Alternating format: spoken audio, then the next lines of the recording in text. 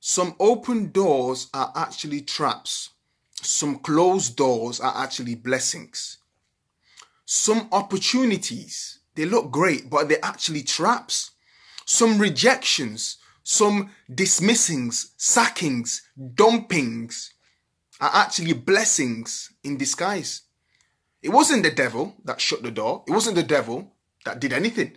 God shut the door probably to help you and save you from something. Some hookups are traps.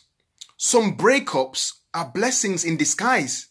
But God, why? I really like this guy, she said.